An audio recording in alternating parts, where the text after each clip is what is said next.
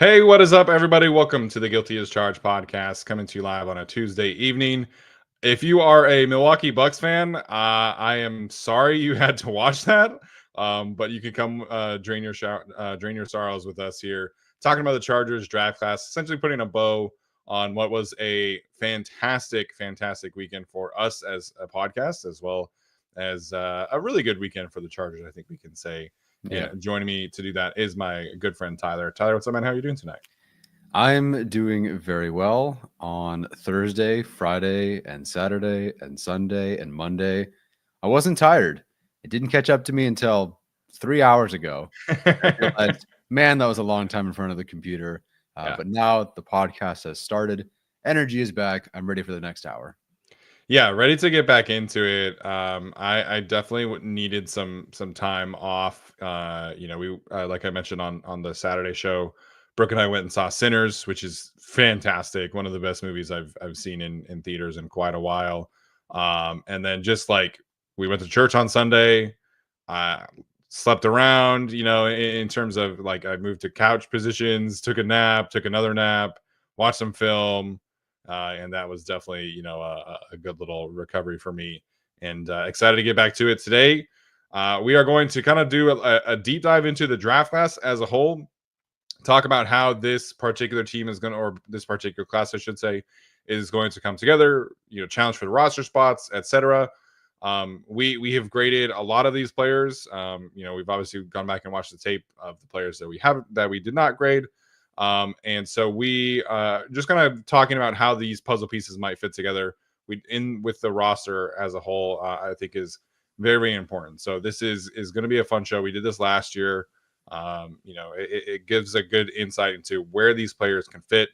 We like the players, we don't like the players, all of that stuff comes into fruition here. But 9 picks for the Chargers, and I'm excited to see how we have this conversation tonight. Yeah, good mix of the subjective and objective, some just actual pure info that's really, really helpful. Data, who their fathers might have been or connections they have, offers, you name it, but also, how we felt about the players.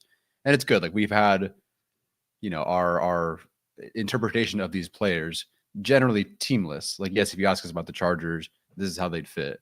But with all our 100-something whatever prospects, they're all just ranked on a general board. How would they fit with the Chargers? And then once they take that player, like a Hampton, what does a team like the Chargers do the rest of the way to work around with that selection? And so now we'll get to talk about really the whole picture altogether, not just the player, but how they fit. So yeah, very excited. Yeah, very excited. We appreciate the kind words, from Demetrius here in the chat. He says we deserve a first round grade. We can't thank you guys enough. We stream all 3 days of the draft weekend, and we get our most watched video ever from night 1. We get, I think, our 3rd most watched video from day 3, which is great. Yeah. And our day 2 coverage, I think, is 7th on that list as well. So sincerely, means a ton that you guys have decided to support our show that way. And we hope that continues for the rest of the offseason and into the regular season. So there's a lot of excitement among the fan base. We love it. We appreciate it. If you sat down and watched the entire 17-hour streams with us, like we love it, because there are some people who did not miss a second of the stream, and we greatly appreciate that. In whatever capacity you tuned in, thank you. It does mean a lot that you went out of your day, your weekend, to support our show. And we would not be here without you guys. So sincerely, thank you. Means a lot. We appreciate the heck out of you guys. Yeah, we wouldn't have made it through the stream. I mean, if we were live streamed to nobody, we would have been logged off much sooner, not talked about these. We wouldn't have, dived into so many prospects, but you guys just kept asking questions, keeping us entertained, laughing along the way. The engagement was incredible. Thank you so much. Dylan is saying that looks like our day 3 stream might have moved up to number 2 of our all-time. So we appreciate that. I think day 3 from last year is also in our top 5 of most watched. Yes, it is. And then randomly, like the Andre James video from this year. Andre James, Mike Williams, and Taylor Heineke, like that. Yeah. Of all things to have move up, not anything else. Nick saying our stream is better than any TV broadcast. I appreciate that. Don't know if that's true. However, I didn't spend 10 minutes on a rant about a quarterback. So at least that's an improvement there, I suppose. Yeah.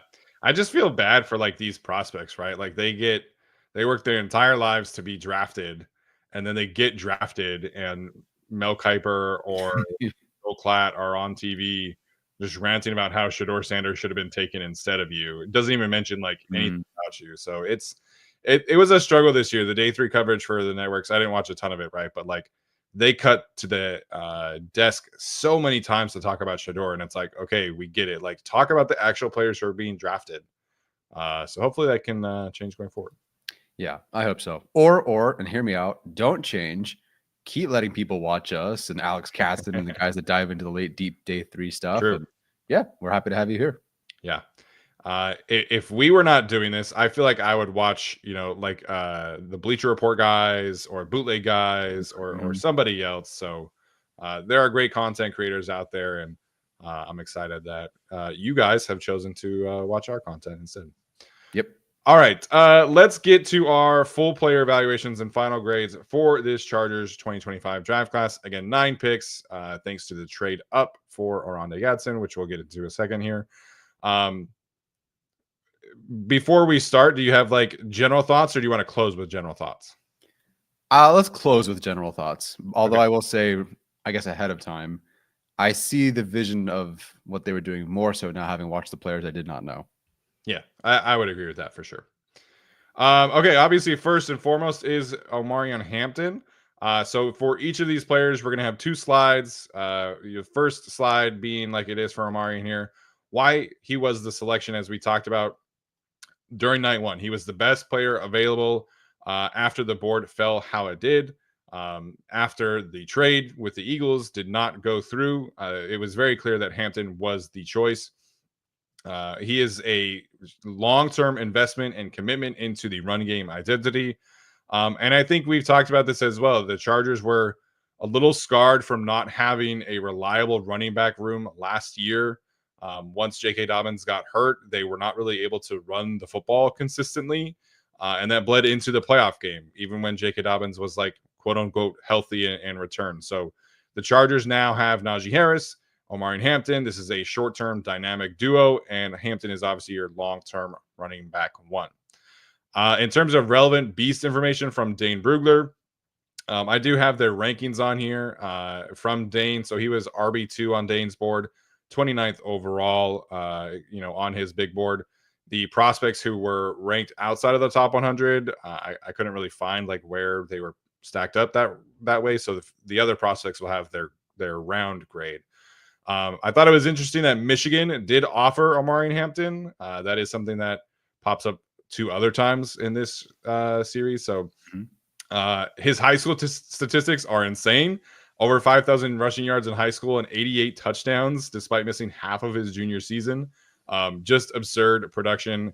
The touchdown ability, making ability is something that Jim Harbaugh brought up, and that has translated from high school and college as well. He did letter in track and field. He ran a 10.71 in the 100 meter, which is objectively very, very good, especially for somebody of his size. 22.47 in the 200 meter, and did 20.9 in the long jump. I'm not a track expert. I actually Googled like what qualifies as good. So all of those are very, very good scores for a high school athlete, especially somebody of that size. He joined Dalvin Cook, Thomas Jones, and Tiki Barber as the only players to lead the ACC in rushing back-to-back years since 1995. So pretty good company over for Mr. Omarion Hampton. I had him as RB2, 12th overall. You had him as RB2, 11th overall. We said all along this is somebody we were very, very high on. And for me, he was my last first-round grade. You had him like right on the edge. And so our rankings overall pretty similar in that regard. Yeah, which was nice. And I think in general, every Chargers fan knew this was a good player the Chargers were drafting, which is good. Like, yay. Okay, I know it seems easy to draft a good player, but surprisingly, it is not for some teams.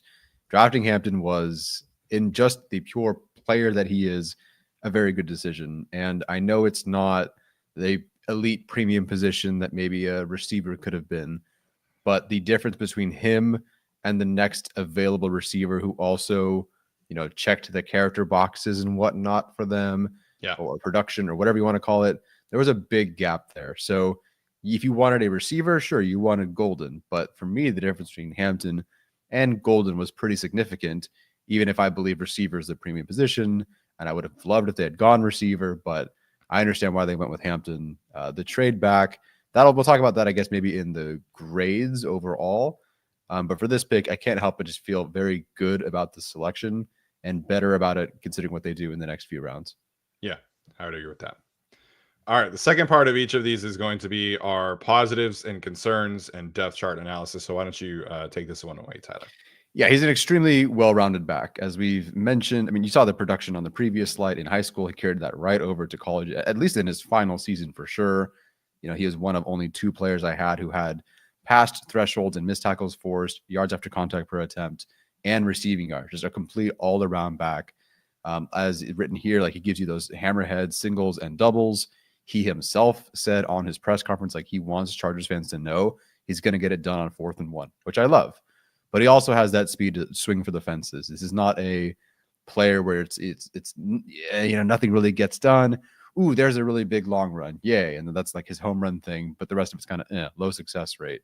This is not a player who's just a bruiser. And I wouldn't consider him a bruiser, but I think he's a very solid contact back for sure. And he's a high-end pass protector. The numbers are like about like good for him in terms of his PBE and his rankings, but on film, especially that cut up that somebody posted, he's very, very aggressive. He's physical, he's athletic, he's polished. So yes, a very good pass protector as well. Very difficult to find something you don't like about him. In fact, when I think I left the concerns area blank when I got to his slide, because I couldn't just sit here and just pick a specific, really significant concern. Could be better a little here, a little bit there. Right. It's tough to find a glaring issue. And again, 11th, 12th overall for us. Not a bad player by any means. But I do like that he can be a little stiff behind the line of scrimmage and fumbled twice against Clemson in 2023. I recall writing down like the yards per attempt in that specific game. I didn't note that he had fumbled twice in that game. So that's not great. That was a bit of a mark on the resume, I suppose. I mean, as far as depth chart analysis goes, he's the likely 1B to start the season, I think. With the contracts, when Najee Harris's contract came out, we said, does that prevent you from drafting a running back like a Hampton in the first round? And there was a debate on that. And of course they did. So now the debate is, well, with Najee Harris's contract and how we feel about him, at least in a pure statistical basis for sure, like, does that stop you from letting Hampton just be 1A to start the season? But I do think Harris, with that, what they've seen, how they feel about him, I do believe he will be the 1A to start the season. How long does that last? I don't know. Yeah. But I think he will. I think Hampton won't be the opener, take the most carries guy to start the year. And that's okay. That is completely fine. Yeah, I think Najee Harris is going to have a very strong role throughout the season. I think we will get to the point where Omarion does out-touch him, just because Omarion's a much better pass catcher, and not that that's going to matter a ton. But to me, if he can prove early on in the season that he can definitely handle the third downs of how they want to call this offense, then it makes sense that he's going to be the one that's out there. And you look at the way that Pittsburgh used Najee Harris, basically in like 4-minute situations, he was hardly on the field because he was not really a high-end pass catcher. They always would use Jaylen Warren in that regard. That doesn't mean Najee can't do that. But I do think that Omarion and Najee will effectively split carries 50-50. I think they like both players a lot. And I think they're going to want to have some kind of the ease Hampton into the season, so to speak. And we talked about this a bit on Saturday, but I think it maybe starts out like 60-40 and Hampton is the pass catcher of the duo. But I think when it comes to how Greg Roman wants to call this offense, he wants the 2 running backs and he wants both to be able to do everything. Like I think we've seen that time and time again. So I think Hampton is going to have a very, very strong role. Is he going to, win Offensive Rookie of the Year? Probably not, especially with like a first top overall quarterback in this class. But I think he is going to be an instant impact player who just really doesn't have a ton of weaknesses. Like, be a little stiff behind the line of scrimmage is like, you got to squint to find that a little bit, I think. There are some instances where I wish he had like a little bit more like flexibility to kind of go from A gap to B gap or B gap to C gap, but he's just so physical that it doesn't really matter all that much. Like even in 2023, I went back and actually watched that Clemson game, and there was an instance where I can't remember which defensive tackle for Clemson it might have been Brian Brzee, had like he destroys the center from North Carolina and just has Omarion Hampton like dead to rights. And Hampton just runs right through him. This is a 300-pound defensive tackle. He just runs right through him, bounces off a safety, scores a touchdown. So even in this game, which I think you could make an argument is like his worst game of his career, where he had 2 fumbles, he had a very, very strong performance otherwise. So there's just so much to like here. There's not a lot of weaknesses in his game. You really have to squint to see that. And yeah, he fumbled twice in one game. After that game, he only fumbled one more time for the next 18 games after that point. So he is very, very trustworthy in that regard. And I think you can use him in a variety of ways. So I the more that I went back and watched some of his like 2023 tape, the more I just became, in love with this kind of player and this kind of fit. Yeah, I agree there. So looking at week 1 last year, granted, these are 2 veterans that Greg Roman has worked with before, but J.K. Dobbins had 10 carries and Gus Edwards had 11. The yards per attempt could not be more different for those 2 individuals. So hoping for more success between these 2 players, but I could see that kind of being the split. I know everyone, they have Najee Harris, they have Omarion Hampton. They're going to run it 40 times a game. Like, I don't think that's the case. They still have Justin Herbert. Yeah, I'm sure they'd like 25 times a game in a neutral game script, but yeah, I think that sounds about right for the split to start the season. Yeah, I'd agree there. All right, let's get to Tre Harris. Why don't you start us off here, since he was obviously your guy? Yeah, clearly. If Tre Harris has 100 fans, I'm one of them. If he has no fans, then I am dead. Loved Tre Harris. Loved watching Tre Harris and everything about him. He's a player that openly on the not mic'd up, but the behind the scenes look, they considered trading up for Tre Harris, and they said that they had to, calm everyone down. Like, he's going to be there. He's going to be there. And Joe Ortiz said they had a gut feeling he's going to be there, and he was. And they took him. So clearly they liked him enough to at least consider trading up for him. Obviously now we have a bit of a pattern, even though they didn't pull the trigger there with McConkey, with Tre Harris. If they like, it seems at least a wideout in round 2, they're going that way. I don't know if they'll do that 3 years in a row, because at some point you just have a lot of great receivers, and that's great. But he's at minimum, this is more like not the positive negatives, just why he was a selection. Mike Williams is here for 1 year, and raise your hand if you're a Chargers fan who thinks he's going to play the entire year. And I don't mean that to be mean, but ultimately we've watched Mike Williams since 2017. We sort of know how this goes, and he's not acquired injuries since he departed from the Chargers either. So he is going to be gone after a year, and I think Tre Harris is going to step into that role either early or at some point this year, or definitely next year. And he is a vertical element, which is a must for this offense to give Ladd McConkey and Omarion Hampton space underneath. I mean, and Najee Harris as well. Like, Najee Harris faced a ton of heavy boxes last year. Gus Edwards faced a ton of heavy boxes last year. Yeah. If you don't respect that deep ball, I'm sorry, but if Quentin Johnson is that guy as your X, you can put, who was the Bengals receiver that was like, was it DJ Jones? I was like 5'9" and breaking up jump ball passes against him that game. I don't know. There was somebody undersized. Maybe it was the Ravens. I couldn't recall. Wasn't a pretty day. The point is, Quentin Johnson can't be your guy on the outside. So I'm not going to. Plenty of things he can do. I think he can still be successful. We'll talk about how involved he might be. DJ Turner. I think that's probably, yeah. Thank you. So he's a former high school quarterback in the Wishbone offense. Everybody knows at this point by now, he was Malik Neighbors' quarterback at one point. Did not know this. He was on pace to challenge Devontae Smith's single season receiving record before the groin injury, which is kind of crazy because that record is absurd. Absolutely absurd tear that guy went on to close out the season in his final college year. The fact that Tre Harris was on pace to do that was pretty impressive. So for Steven, he had him as wide receiver 9 and 50th overall. I had him as wide receiver 5 and 20th overall. I really, really liked this player, obviously. Thoughts before we move on? Yeah. So the other thing from the beast that I loved, which I was too long to put in this particular blurb, but Tre Harris actually loved basketball more than football growing up, Mm, and ahead of his junior season, he decided he was only going to play basketball. So he decided not to play football that year. The team with Malik Neighbors and everybody, they started out the season below 500. That was very, very disappointing. And so Malik Neighbors goes to Tre Harris, his buddy, and basically like begs him to come back to the football team. And Harris is like, you know what? Like, okay, like it's not that bad at this point. So he quarterbacks the second half of the season, bounces the team back into the playoff picture, makes the playoffs. They make a playoff push.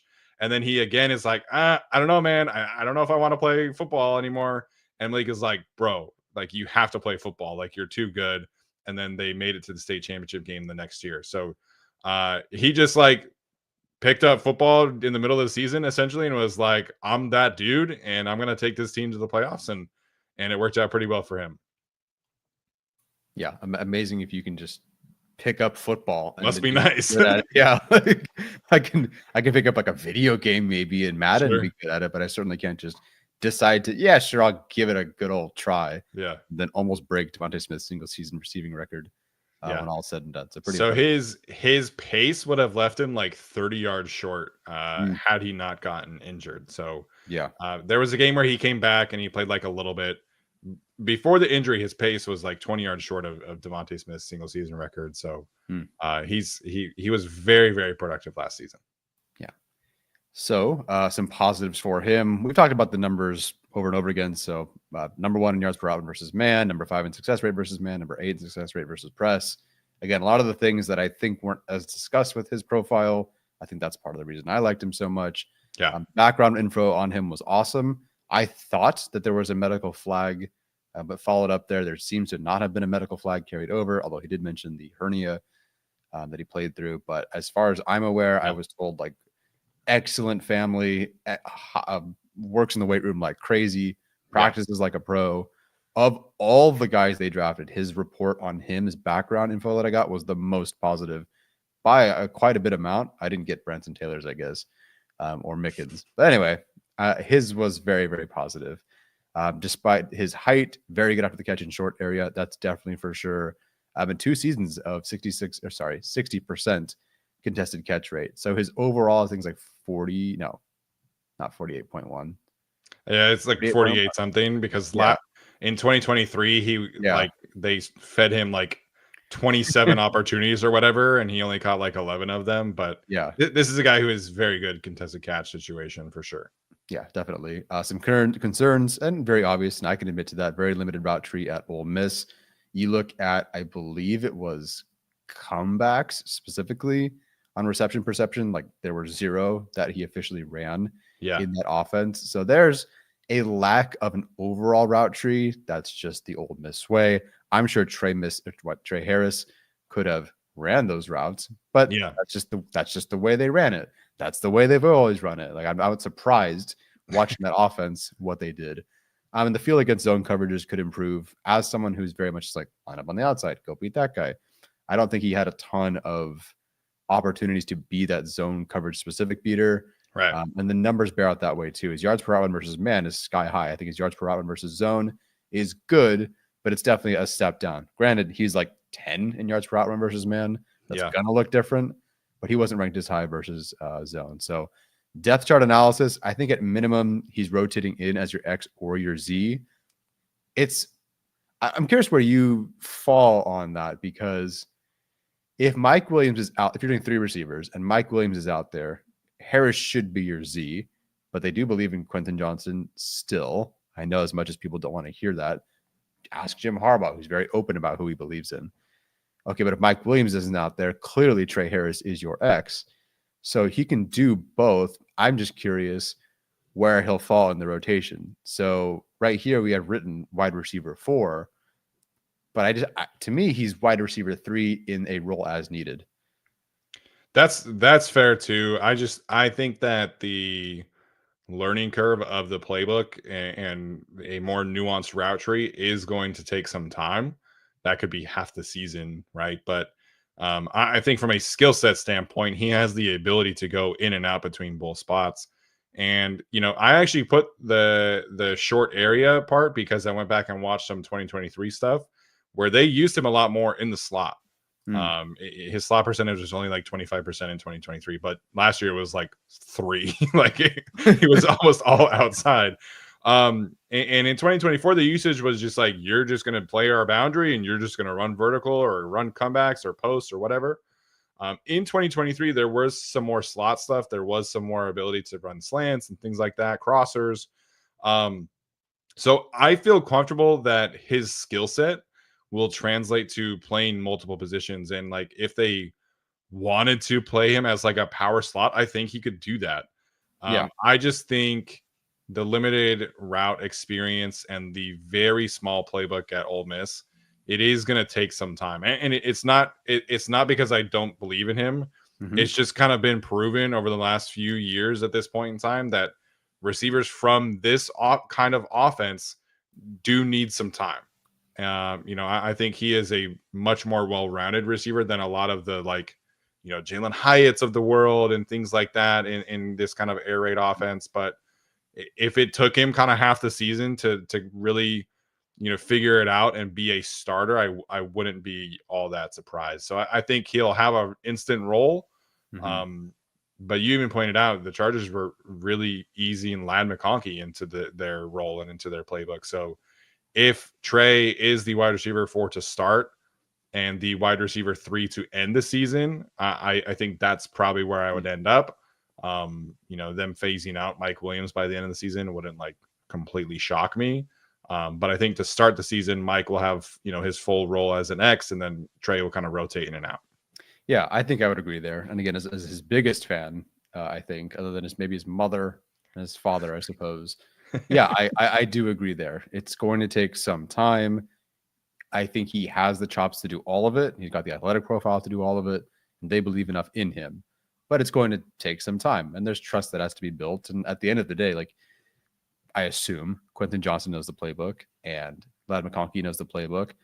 Don't know where Mike Williams is at, but he at least for sure has chemistry with Justin Herbert.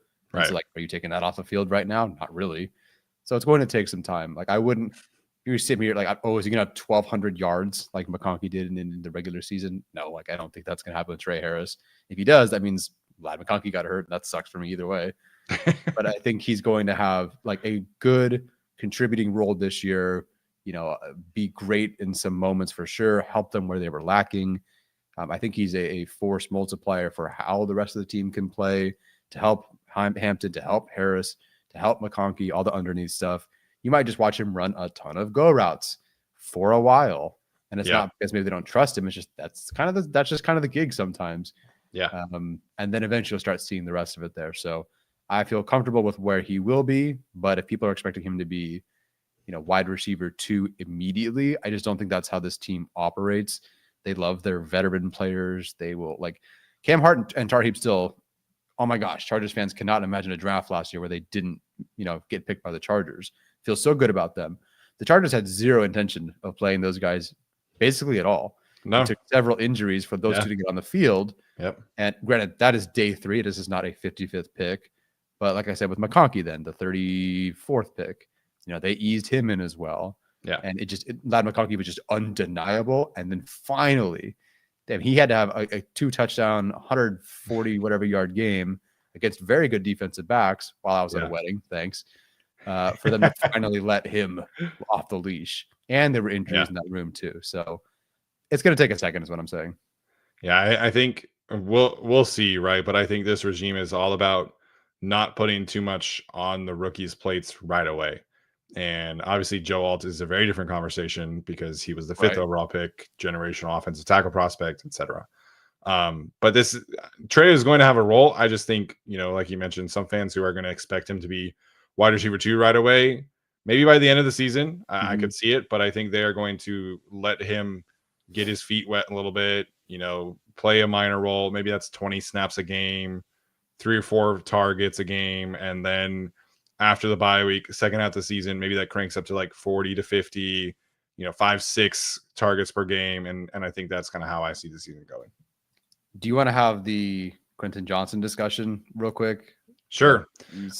So I checked in with a source inside the building about the team's thoughts on Quentin Johnston back in February ahead of training camp. And it was emphasized to me that, or excuse me, ahead of free agency, not ahead of training camp. It was emphasized to me that the Chargers remain very high on Quentin Johnston. They love and respect his competitive attitude. They love and respect how much he improved from year one to year two. And again, they did not have to come in and say, we're going to make Quentin Johnston work. We are going to play him. We are going to feed him targets.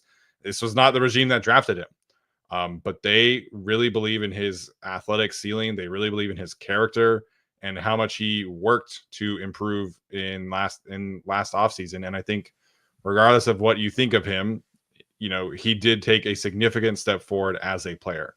Are there still concerns? Yes, absolutely. There are still concerns. The inconsistencies is a big problem, but there's no way the Chargers can watch what happened against the Raiders the last week of the regular season and go, man, this guy, he just doesn't have it. Yeah, the playoff game wasn't great, but they are very high on Quentin Johnston. Are they high enough to, force feed him as the wide receiver 2 in this offense? Probably not, but he is going to have a role. He is going to play on this team, and I think he is going to improve. Is he going to become like this amazing player all of a sudden? Probably not. But they still believe in Quentin Johnston. Justin Herbert, he would never say otherwise, but he still reportedly believes in Quentin Johnston. And I know they just drafted 2 wide receivers. One of them was a 5th-round draft pick. Like, I'm not expecting the 5th-round draft pick to come in and replace Quentin Johnston. So this is a player that the Chargers internally remain very high on, and you guys can disagree. I'm just telling you what I have heard on multiple occasions from multiple people. They like Quentin. The Justin Herbert, the quarterback, likes Quentin. He improved last year, and I believe he will improve again. Are there some issues? Yes. But the team likes him, and they're going to have a role for Quentin Johnston in 2025. Yeah, let's say he plays more consistently and has even just 89 more receiving yards this year and gets to 800 receiving yards. Okay, where do you take him off the field if that's the case? Again, I'm assuming more consistency. So if he has a brutal, awful game like against the Ravens, against the Texans, which could still happen, like that sucks. For more consistency. But let's say he gets 800 receiving yards this year or is capable of that this year. Who are you taking off the field? Like, how are you distributing the snaps there? Some people are like, oh, now, Quentin Johnston has to fight to make the team. Like, he had 711 yards last year. They're not like remember, for the Chargers and for Jim Harbaugh and Joe Ortiz, Quentin Johnston is not the 1st-round player that they selected. He is a receiver on their team that financially they're invested in quite a bit because of the selection and the 1st-round selection in the contract. But he's just a receiver on their team. And he's going to make the roster. Like, I'm sorry to Chargers fans for after 2 days we're out on that. He's going to make the team. If the Chargers signed someone tomorrow who is just like Quentin Johnston and has 711 receiving yards, you'd go, hey, that guy should be wide receiver 3. But because you know him, you feel differently about. I'm not saying everybody. Sure. A lot of Chargers fans are very patient. But there are some people like, let's just get this guy off my team. And I'm sorry, even if at worst he's your wide receiver 6, hey, he's your wide receiver 6, and that rocks. So I didn't love the pick. Like, I had Cedric Tillman ranked over Quentin Johnston. I get it. Neither of us were super high on Quentin. No, but you can't help but point out the steps that have been taken. We'll talk about him and KeAndre Lambert-Smith, I think, more in a bit, because that's maybe more of a comparative role, or at least who he's really fighting with for snaps. Sure. But I don't want everyone to be surprised suddenly that Quentin Johnston, after Jim Harbaugh put his arms around that guy and multiple times in the locker room to the media, as often as he could, went to bat for that guy, said that, I don't know. I just don't want anyone to be surprised. Yeah. I think we'll see about Quentin and Mike, how that gets sorted out.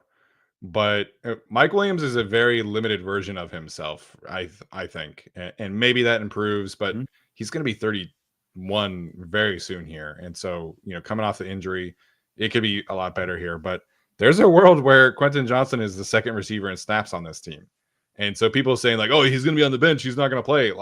That part is not happening.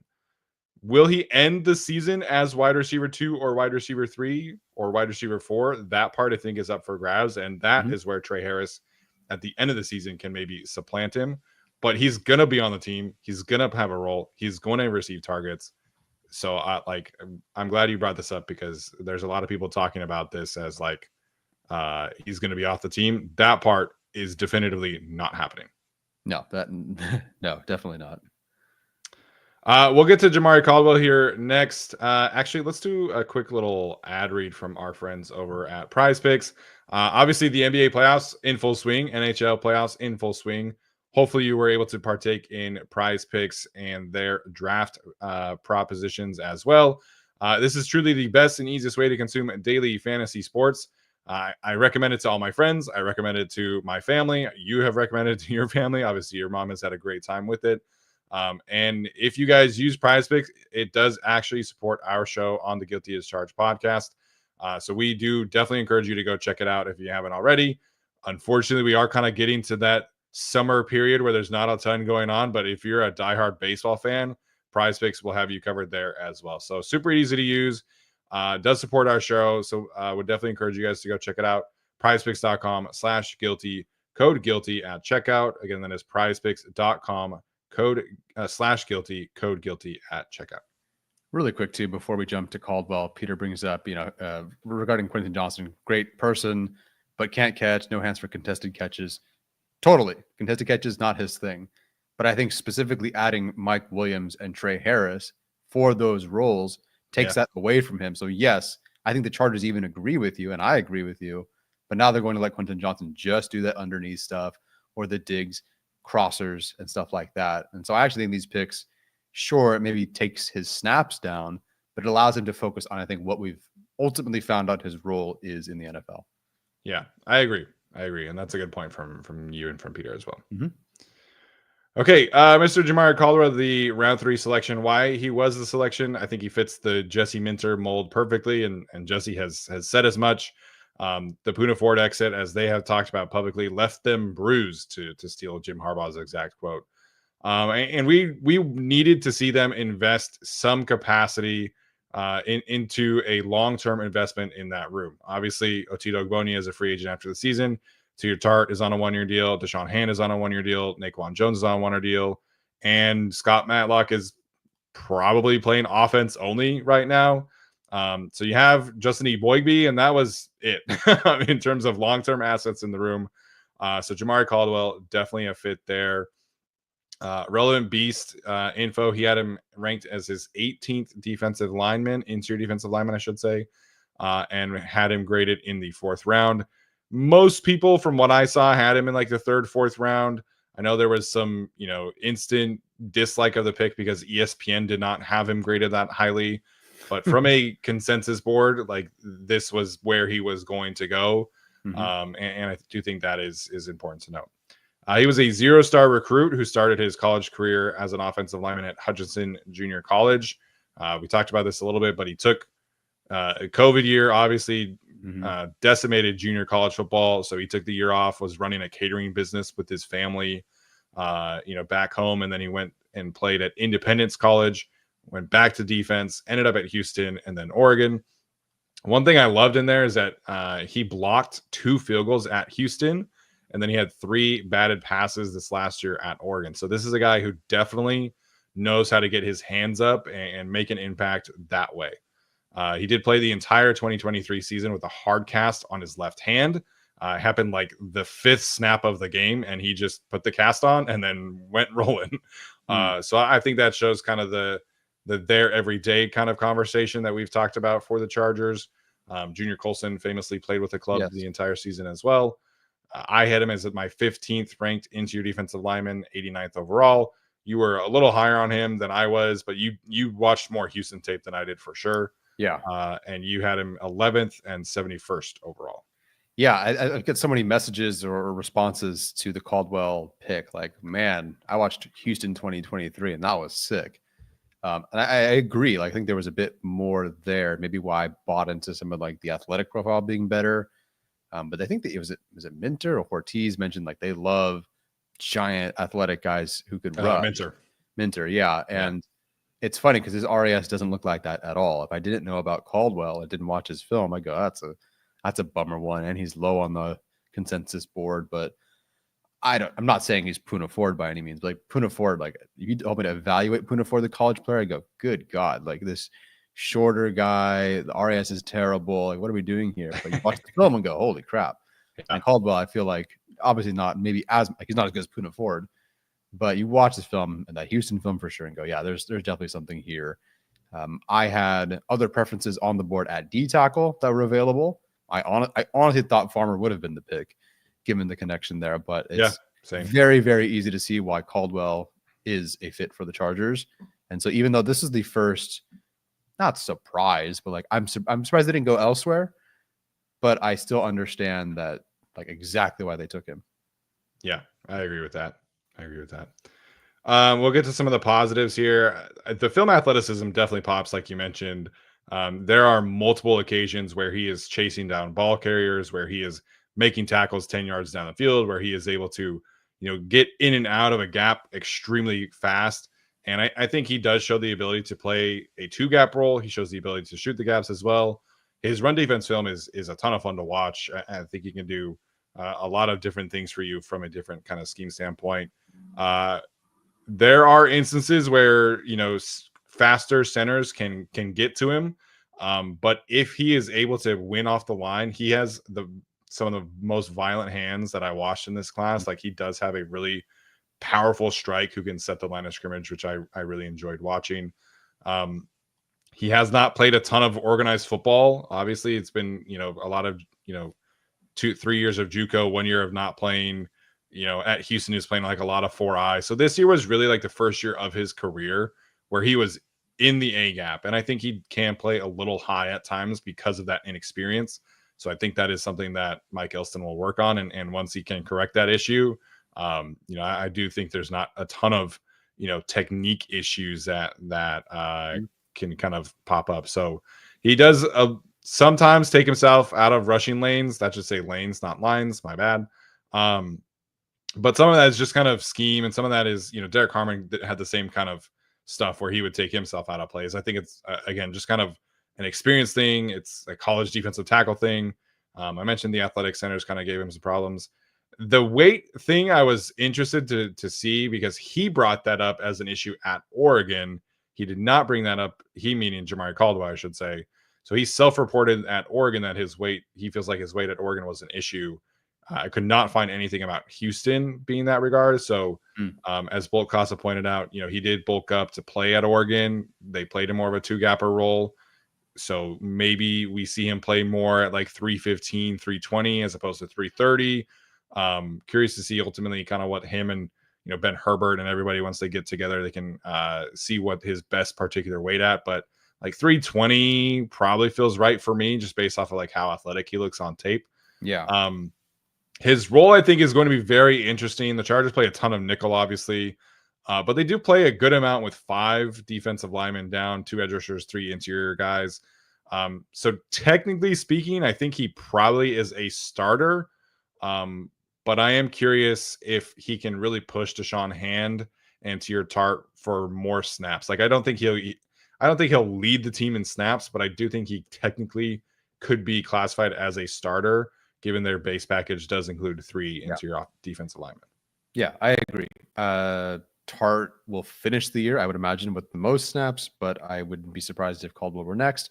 And I wouldn't be surprised if Caldwell were 4th, but I wouldn't also be surprised if it was just, I think with last year, it was Ford and Fox in kind of like the same cluster. Yep. And the next group was like Tart and I think Agbonia for that next grouping. So, and I could see Caldwell being in either grouping there.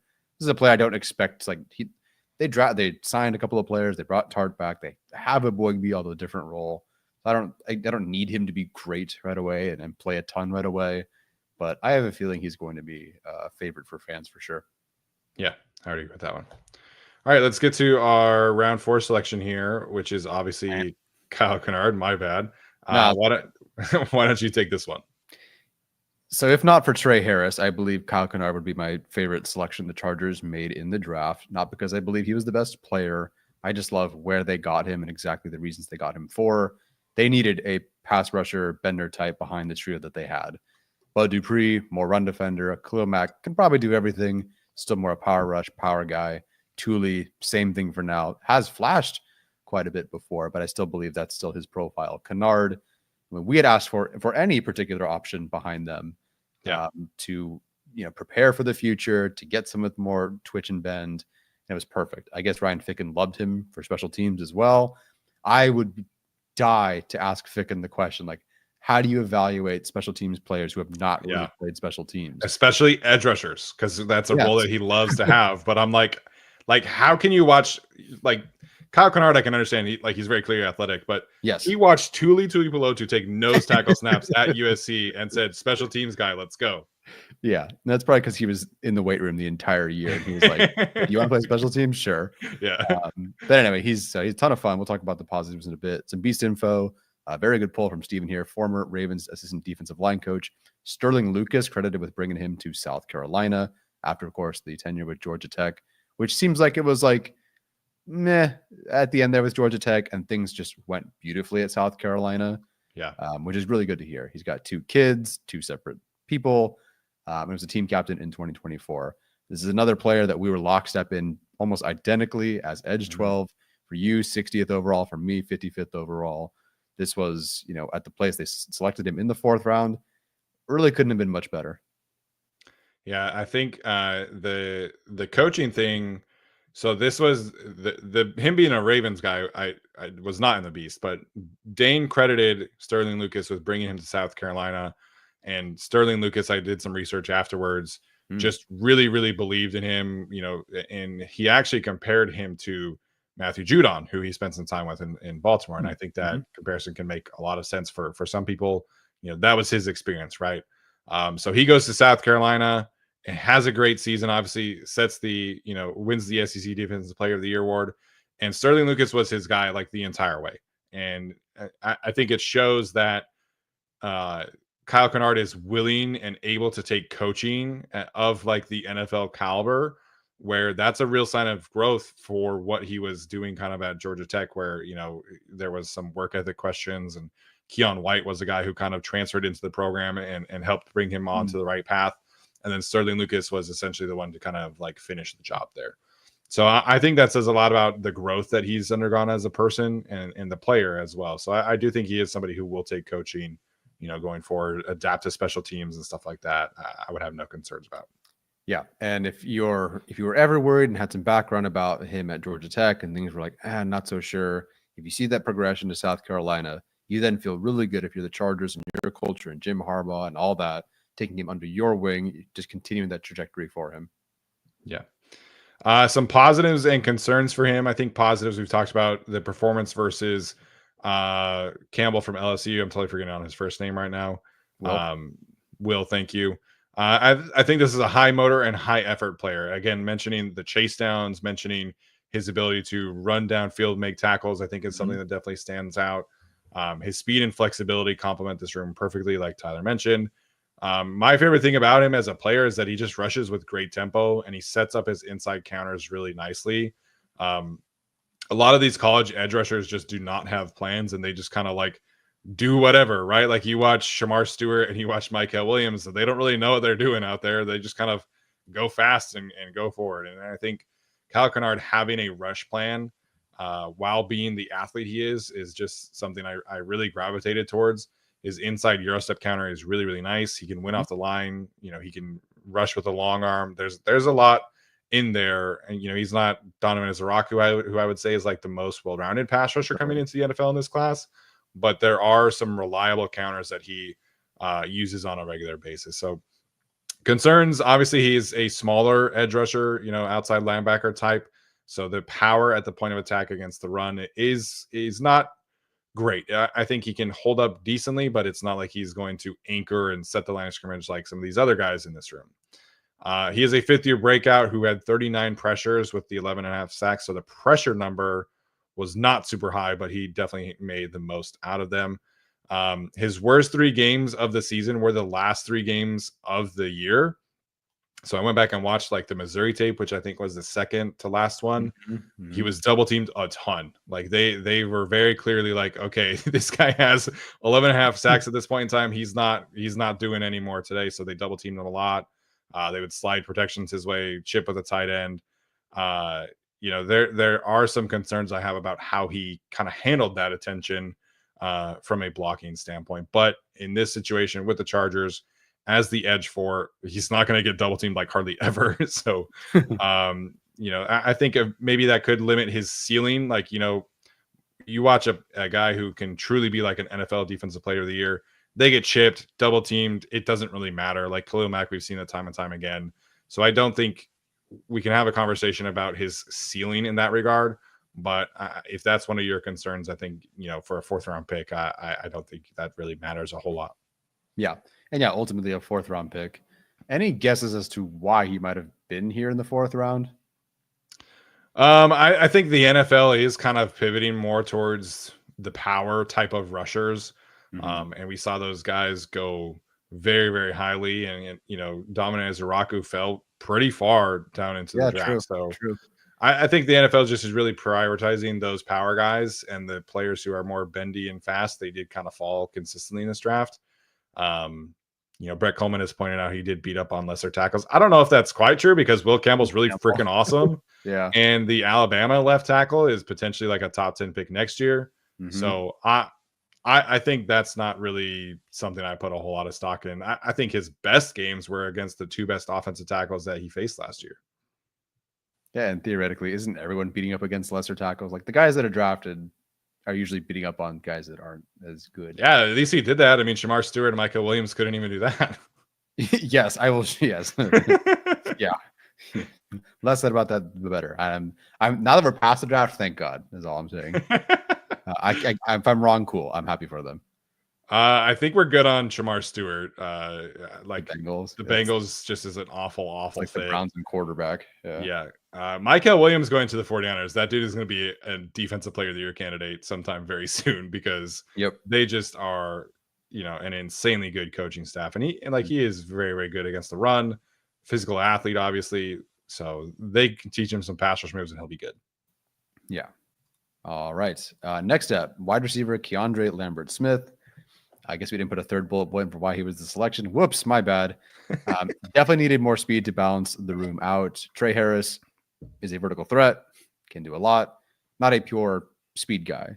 McConkey is not a boundary guy. Mike Williams, not a speed guy. Quentin Johnston, fast enough, not an outside speed guy. Like KeAndre Lambert-Smith does give another element to this group that I think is actually works really well for them. Did have a Michigan offer. He passed for 5 touchdowns in high school and 1 in college. So I guess like everyone's going to throw a trick play touchdown to Scott Matlock this year, which sounds pretty cool. I'm down for it. Whatever. Throw it to Joe Alt. He deserves it. Oh, please. Oh, please. Jumped 39.5 inches in high school, but 34.5 at the combine.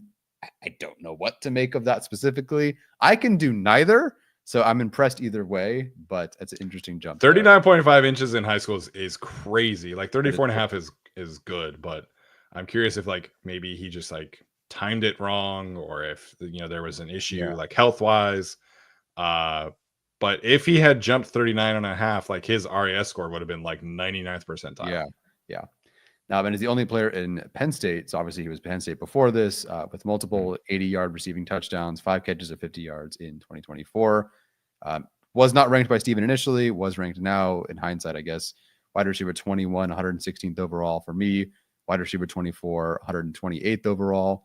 I believe I watched 26 receivers in the end. That's kind of how I felt about him.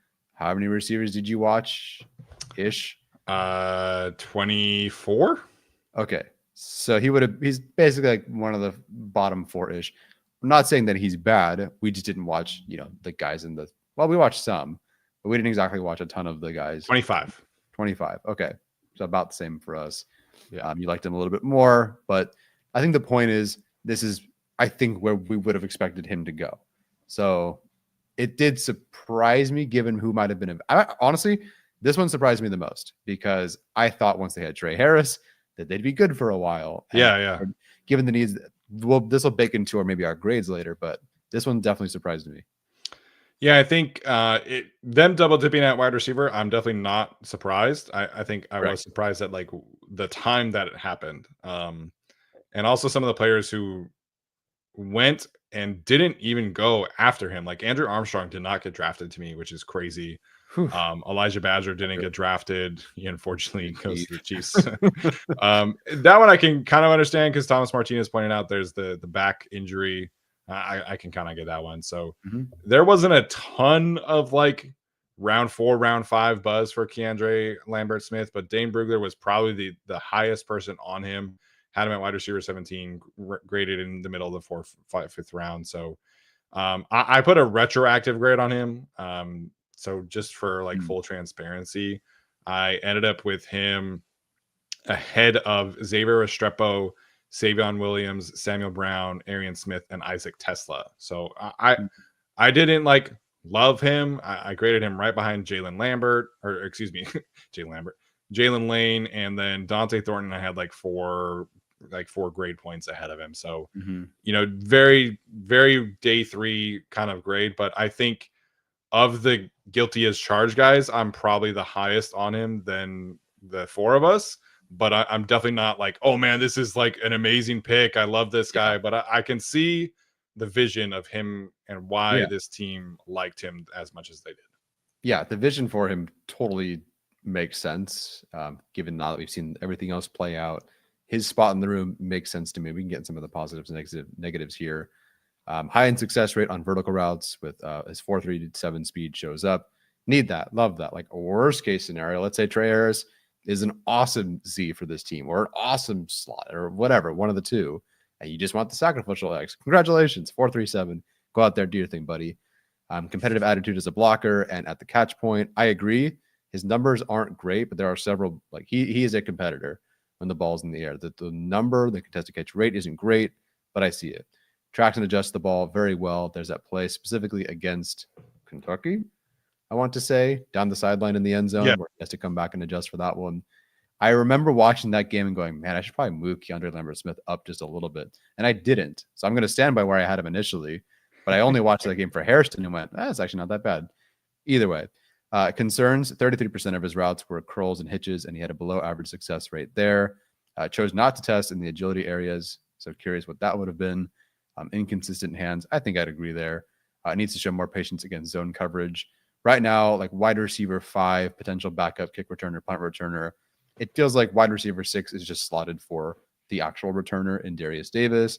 Right. But I know Lambert-Smith didn't have a ton of special teams reps. When I mentioned that on the podcast, like Kathy said, like, no, there was no background with him returning kicks and punts. But to me, this is someone I'm sure they would be curious to look at with the speed, of course, even though the numbers aren't there. Like what you see him do with the ball after the catch and his profile, you go, yeah, I could see that be a returner in day 3. Yeah, so I watched the Kentucky game first, and the ball tracking and the contested catch ability was like what I noticed in that game in particular. So you mentioned the end zone catch. There's another play where he's running kind of an out route, and the quarterback decides to scramble, so he kind of flips around and runs straight down the sideline, and then the quarterback throws the ball to him like towards the middle of the field. And so he's running towards the sideline like this, and then he sees the ball's coming this way, adjusts the ball very nicely, makes a great catch. It was a horrible throw. The Auburn quarterback situation, not very good. So I really liked the Kentucky game. He showed up very well from a competitive standpoint in there. There were a couple of reps as a blocker where he's a skinnier receiver, but he will attempt to block players. And I really like that. He's definitely not afraid to scrap. And I think that shows up the Penn State film as well. So I went back and watched his Penn State game against Illinois, and he was getting after it with those guys.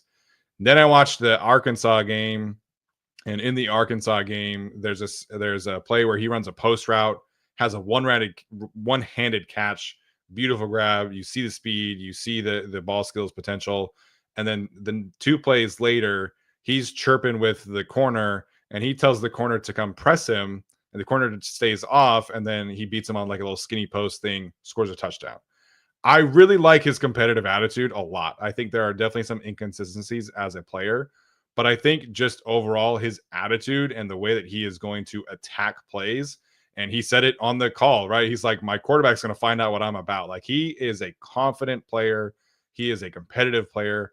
And even though there are some technique concerns and things like that, I'm willing to take a chance on this athletic profile and his attitude more so than like I think he can truly separate at an NFL level, which I do think is kind of a concern. So if his worst case scenario for me is that he is a vertical route runner, he is very fast, he is competitive, he will do the dirty work. That's a pretty high floor for a 5th round pick. It is. Usually a 5th round wide receiver, you're talking about a special teams guy who maybe on an off chance it can be like a spot starter for you. I think KeAndre Lambert-Smith has a higher ceiling than that, but there are definitely some like inconsistencies. So some of the games that I watched, he had insanely good catches. I mentioned the one-hander, the touchdown against Kentucky. Like, he goes up against Maxwell Harrison, who went in the first round, and mossed him. Then a few games later, he dropped an easy out route. He dropped a crosser. There are definitely some concentration issues here from a catching standpoint. If he can hit, I think this is a player who next year can be in the starting wide receiver trio. Yeah. Open up space for Ladd, open up space for everybody else, open up space, from a vertical standpoint. The consistency thing is the main thing, and that's why he fell. And I think that's why he wasn't really used a ton at Penn State or at Auburn. But I can see the ceiling. I can see the flashes, but he's definitely got to work on getting with the jugs machine and working on those routes and being more comfortable that way. So same kind of thing for Tre Harris. There's like 4 routes in here from Auburn. There's not a ton, 33% of it were curls or hitches, but the athletic traits, the ceiling, I think I can see the vision here for a player like this in this offense. Yeah. I didn't watch any Penn State tape. Did you? Yeah, I watched one game against Illinois from 2023. Gotcha. Just because I wanted to see like how it changed. Yeah. So Auburn used him a lot on the line of scrimmage, a lot on the boundary. Penn State, he actually was like almost exclusively a slot receiver for them. A lot more crossing routes, a lot more post routes. He very rarely ran vertically, which I thought was really interesting. So I do think there is a little bit, kind of Z slot receiver flex for him. He's definitely not an X receiver. I think he can definitely get bogged up with like physical corners on non-goal line routes, but I do think he can play in the slot and do some of the gadgety stuff as well. Yeah. So I like the vision for this player, even though I didn't like rank him super high. It wasn't like a home run to me, but I get it, which is good. Like every player so far, I think I've been lockstep with like the process of them. Yeah. Player they traded up for, Oronde Gadsden II, tight end out of Syracuse. Very much so your Stone Smart replacement. I heard after Smart signed that it was definitely more about Smart leaving and the Chargers not wanting to keep him. Because I initially was very unhappy that he left because it felt like he was on the cusp of becoming something more involved. They invested in him and then he left. Like, what'd you do that for? But Stone Smart, and understandably, especially after I think Conklin might have signed before that, he wanted his reps. Yes, wanted to play, wanted to get the targets. The Jets tight end situation was at the time pretty rough. There was nothing there. Like he could have genuinely been a starter for them. He's very much so a vertical element. They said that as much on the recording as well. And he's a good separator versus man, which is what they also said. Like the two things that they said themselves why he was the selection. It brings a vertical element and he separates versus man. That's what they liked. Dane Brugler had him as tight end 8 in their 4th round target. So, hey, first off, congratulations to us for taking 2 6th round picks and trading up for players. Yeah. In our predictive and personal mocks. Like it felt like that was something they should do. And they did. So congrats to us for doing that simulation. It was the one prediction we got right. Yeah. Hey now. Played Little League football for Dan Marino and Jason Taylor. That must be fun. Must be super cool, right? His high school coach was Patrick Surtain Sr. He lettered in track, running 11.84 in the 100, 16.61 in the 100 hurdles, etc. First team All ACC as a redshirt freshman. Led all FBS tight ends in receiving yards. 16 receptions of 20 plus yards in 2024. You had him as tight end 10, 103rd overall. I had him as tight end 11, 96th overall. I didn't realize actually that we were so close on that one, which is funny because you and I did not share rankings until the day before the draft or whatever. Yeah. So glad we were at least in that range, given where they took him. Felt good.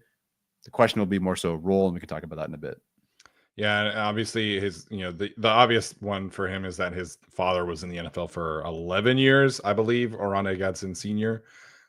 So I think this background is very, very interesting to me. Obviously, he's former wide receiver. Was not super heavily recruited at wide receiver, which is very interesting given where he played football, the NFL bloodlines. So him ending up at Syracuse, like I think is definitely an interesting one. But the production at Syracuse is very, very hard to ignore, which we can get into here next. There we go. So his catch radius and his hands are the two things that I appreciate the most. And he had 50% contested catch percentage, above 50% contested catch percentage, I should say, in both of his full season. So, like Tre Harris, his number is also being dragged down a little bit by the 2023 number, where he only played like 2 games. But the contested catch percentage is very, very high. Vertical route tree is outstanding. I would be very curious what the charting on reception perception would be like if he did tight ends, because to me, his vertical routes are very, very successful. Fades, posts, corners, very, very good ball skills, very good speed against linebackers, safeties, etc. 11. His career average depth of target was 11 yards, and his yards per reception for career was 13.9. Like very far and away above average from a tight end perspective. And I think for the Chargers and their needs, this is another player where I like his role more than I liked the player, because like when it comes to evaluating tight ends, you got to block for me. And that's definitely something, can you play in line? Definitely a concern. But for the Chargers, he's another guy who I think they would be very comfortable moving around formations, where this is a guy who could play, on the boundary as an X receiver. He can play in line. He could play in the slot. He's extremely comfortable pushing vertically from all 3 of those spots. Concerns, obviously, there's the 2023 ACL tear. He has 193 career passing snaps in line, which for me, like, lowered his grade. But for the Chargers, I don't know if that matters a whole lot. He is a willing blocker. Like, he will try, but he does definitely lack the size and experience to really contribute as a blocker. There's not a lot of blocking snaps in there. There's definitely a lot of passing snaps. So I do think if he is going to hold up as a blocker, he is going to have to add some strength, maybe not weight, but add some mass for sure, and be more of a H-back on the move blocker, as opposed to this is a guy we are going to have set our edge or seal our backside. But I do think his willingness will lead to some effectiveness as a blocker. Obviously, if he were a much more effective blocker, I think he is probably a second round pick. Jacob asking if he is a better blocker than Mason Taylor. I would say yes, because he actually tries. So that was my thing with Mason Taylor, is there was not a whole lot of effort there. Depth chart analysis, I think he's the second move tight end, heavy special teams involvement, potentially could surpass Conklin as like the main target getter in the tight end room. But I do think next year he will be the main target getter for the Chargers at the tight end spot. Probably. I think so. It's very tricky because obviously they trust Will Dissly for at least his role, and they had to force the rest of it. But with Gadsden, if Dissly goes down and Mark Andrews is a free agent next year, so like that wouldn't surprise me either. Yeah, right. And I think that would be totally fine again with Gadsden as a round 5 selection. But if Dissly goes down, if Fisk goes down, and if Conklin goes down, I don't think you suddenly see Gadsden like be their inline tight end. Like they're just gonna assign and elevate somebody else. Yeah, so he'll always like not be that for them. Anyone who's thinking he's suddenly going to be that, I highly doubt that's the case. At least not this year. But yeah, ton of fun. I love the point about the catch radius and all that. Exciting player. Like I don't know how much of a role he'll have, but it's very easy to see what his role could be. I think like stylistically, like he is the Stone Smart replacement, but I also think there's a little bit of Donald Parham in there in terms of contested catch and like just use this guy in the red zone. I think they could have a ton of fun with. So now when Greg Roman wants to run 4 verts with the tight ends, they actually have like a viable guy who can be a legit field stretcher in that scenario. So it's easy for me to see him be, at least mildly successful as a rookie. But I think this is definitely a scenario where this is probably more of a long-term guy. And, this year in 2025, you're probably looking at I don't know, like 20 catches, 200, 250 yards, Yeah. a few touchdowns. I think that's probably the vision for this year. Yeah, that'd be a successful year one for me. Yeah, 4 verts. I mean, you have him, Mike, Tre. Let's say even like Quentin Johnston out there versus Matlock. Yeah, if you run it with actual pass catchers, it works. Not with Scott Matlock and Eric Tomlinson and Tucker Fisk. Yeah, all respect to their rules, but that was not the one for sure. Okay, Branson Taylor, the offensive lineman, was a tackle. Seems like he'll be a guard for them out of Pittsburgh. I'll go first. Why was the selection? The Chargers, and at this point, we were basically begging for it. We didn't add a third one for this one either. Shoot. I put ASDF. Okay, that's worse than leaving it blank. Oh my gosh. That was good. That was good. Well, let's talk about it. They definitely needed interior offensive line depth, and it seems to really fit their tackle to guard mold. I suppose if you're looking for a future player to study or a guard for the Chargers, they're going to be enormous tackles who convert to being enormous guards. Yeah. His first year of organized football was his sophomore year in high school. Basketball was his first love. Not the worst thing. Tre Harris, obviously. Yeah. Missed the final 7 games in the All-Star circuit and a combine with a torn meniscus. Yay. Slightly under 33-inch arms at the combine, but over that at the combine. Sorry, that second part should say pro day. Okay. Sorry. So there were multiple plays this year who the combine measurements Steven didn't like smaller. the pick. He did this slide. He didn't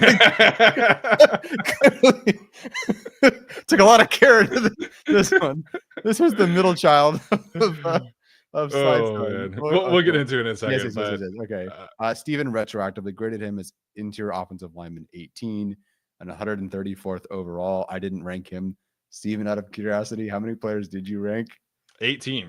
No. How many total players did you rank? Oh, total players after like adding these guys, I ended up total. I had 136. Okay, so he was 134th. Steven, go ahead and get into the positives and negatives. So we'll start with the positives for sure. I think he does have like the first second of plays look really, really nice. I think he's got a really nice get off. I think I watched his grip strength improve, like you mentioned here. My favorite thing about him is the movement that he generates on reach and down blocks.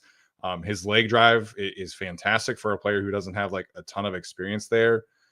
He does have high awareness against stunts and 3-man rushes, looks for work. So I can definitely see some guard traits there. I can definitely see the improvement here. The concerns are obviously the health aspect of things with the torn meniscus. And really that second part, the overextension is all over the tape. He is very reliant on instant wins and getting his hands on rushers quickly. There's not a ton of anchor ability here. There's not a ton of ability to reset, like something that's super important in the NFL because all these guys are very, very strong. They get into your chest. Can you reset your hands and anchor down? That's something that Rashawn Slater and Joe Alt are both fantastic at. Obviously, they're elite NFL offensive tackles for a reason, but that ability at guard is even more important because if you can't win instantly, you've got to be able to, on a dime, switch and just reset right away. There's not a whole lot of that happening with Branson Taylor. If he loses, there's not really recovery that is happening here. The lack of range definitely results in inconsistent ability to protect the corner. The 2023 Clemson edge rushers beat him to the corners like probably 5 or 6 times in a row at one point. It was not pretty. So this is the kind of stuff that we're talking about that is likely bumping him inside. There are guard traits for sure. I think his power definitely can stand out. I think his ability from an IQ standpoint can definitely stand out. There were some people talking about him as like he's going to start right away. This is a multi-year developmental guard project for me where he is going to take a lot of coaching, a lot of technique. There's a lot of overextension. There are several times where his head is over his skis and it causes a lot of posturing issues, is what Duke Manyweather calls it. So I can see why they would be interested in him as a future guard prospect, but I would be very uncomfortable about the idea of him starting right now because there is just so much technique work that needs to happen between now and him playing meaningful football right now. Yeah. From an athletics, so someone's asking about, like, does he have more skills than Jamaree Salyer? I suppose from an athletic standpoint, I think so. I would say so. From a technique perspective and just playing guard, so obviously we haven't seen him play guard, but from what you see attack on how that could translate, like, no, I do not think he's not a better guard right now than Zion by a mile, respectfully, and or Jamaree, and that's okay. Like, he is a day 3 project that they are going to take multiple years to develop into that guy eventually, and that's, again, all you can ask for someone at this particular stage. So there's a lot of there's several issues, but that's hopefully something that's going to just be okay over time. As you mentioned, like, he's got the right mentality. There's a good off the snap, like, good first jump. Yeah. There's a lot of stuff to work with, but it's going to take some time.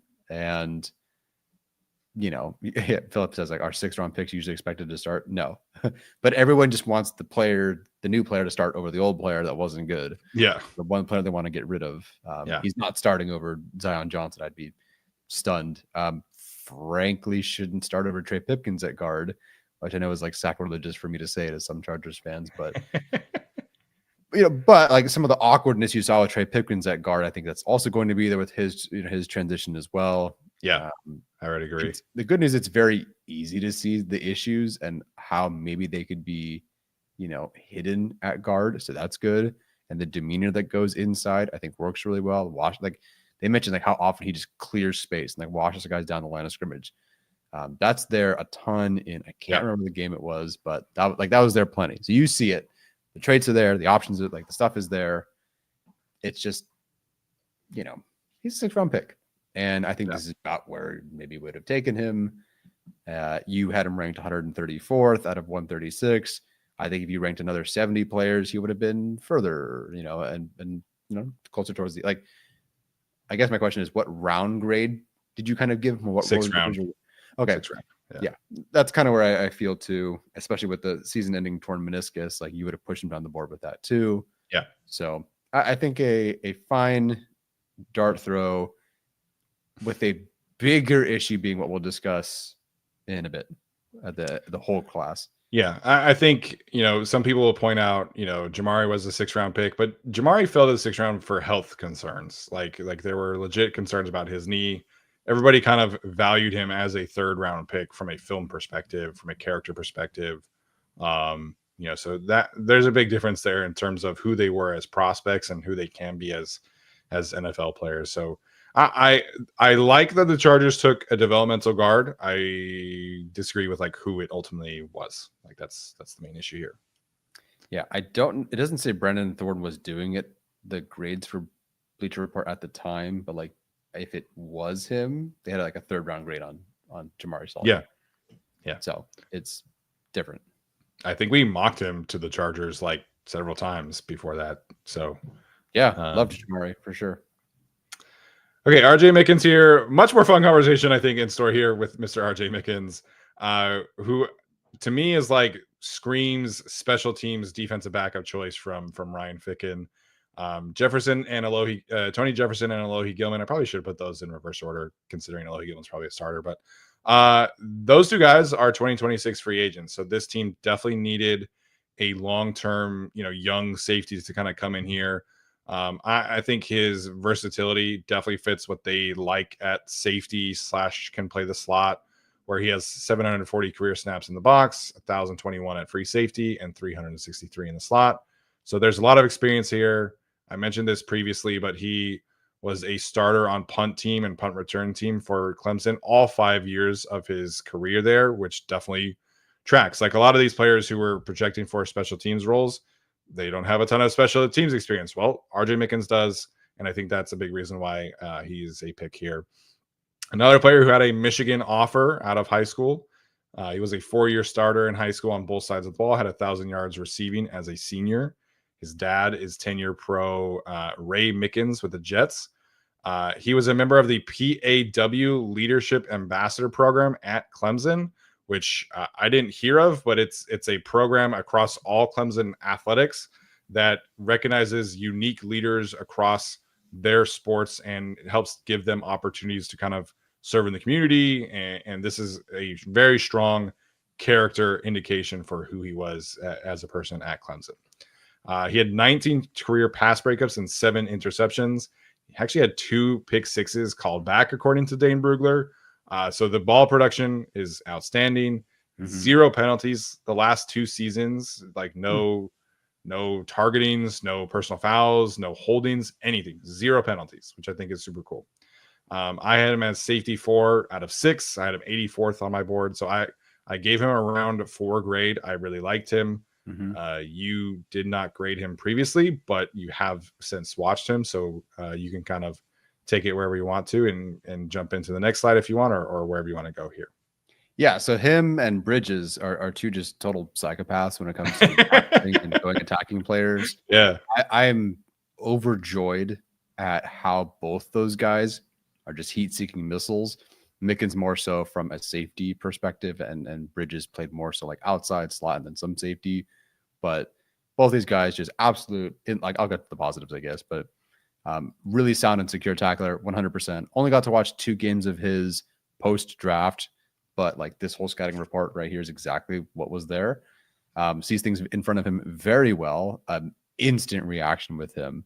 I couldn't believe. All right, this is really funny. Mickens apparently had an interception on Tre Harris, which is hilarious. I did not know that, Brendan. Very good information. Good pull. Good pull. Very good one. Sees things in front of him very well. Outstanding ball production for a college safety. At his best, we can play in the middle of the field and read and react. So he will definitely be like, he looked and played like Tony Jefferson did as an underneath downhill guy. Yeah. I'm not saying like as a pro or as a college prospect, because that was a while like ago. 2024 Tony Jefferson. Yeah, exactly. Like in that spot duty that he played, like I definitely saw that. Whereas Bridges maybe is better in coverage. Little stiff, doesn't change direction super efficiently. Played leaner in 2024 and had more missed tackles than usual. His missed tackle rate is better than Bridges. I don't really have worries about either a ton, but the number is there. And 4.49 doesn't really show up that much. I was definitely surprised. There's a couple times where I liked his reaction and the speed to get there. And because of how quickly he reacted, he got there very quickly. But sometimes when there was a change of direction or he had to go like across the field, I didn't see that 40 show up as much. Not that 4.49 is a 4.3, but could have been faster there on field.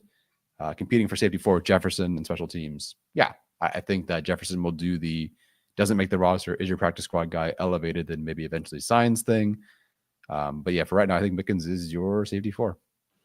Yeah, I think that's probably where I would start him out as well. And I think Tony Jefferson will play over him and play a lot, but he's very obviously committed to playing with the Chargers, so he doesn't necessarily have to make like the 53-man roster. I think they'll do that, on a weekly basis. But I think the 4.49 speed not showing up really is more of a recovery thing for me, where if he gets beat from a coverage standpoint, he doesn't have the juice to like go make up for it.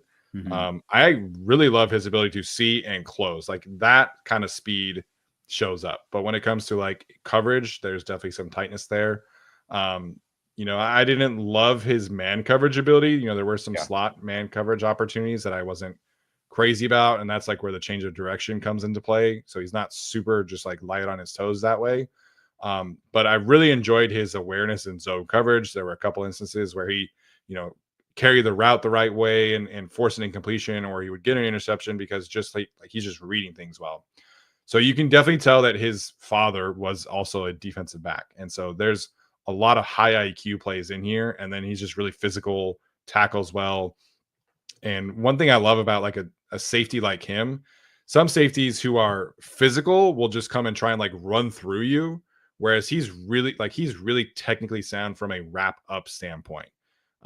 So there were some instances where like his misses were when he would kind of get away from that. Maybe he kind of tries to like jump at them or tries to run through them, but he's just really like technically sound. And that's kind of how like Elijah Molden plays too. He's just really very adept at wrapping up and getting to the ground. So that's a very underrated skill that I think RJ Mickens shows out really, really nicely on tape.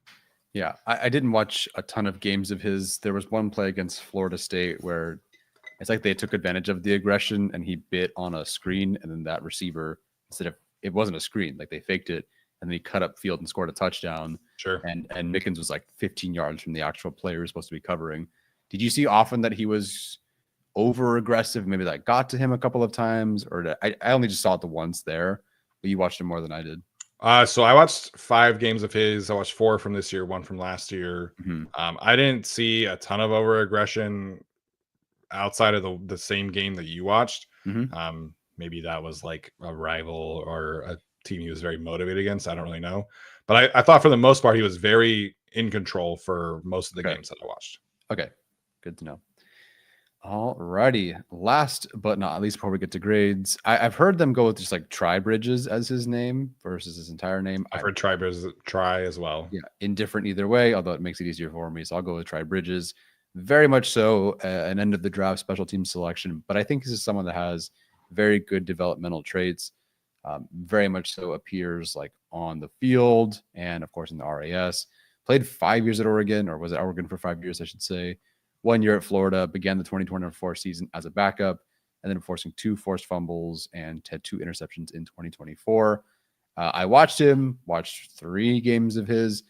For those asking about Mason Taylor as a blocker, no one told Tre Bridges that Mason Taylor was any good of a blocker because he ran by him, I think, 3 separate times in that game, which again probably contributes to how we felt about him, but that's neither here nor there. Yeah. Yes, Jaguar Man F-Type says he has very long arms, 100%. That shows up in the way he plays. Another, just like Mickens, just an absolute heat-seeking missile. Zero fear when it comes to attacking the ball.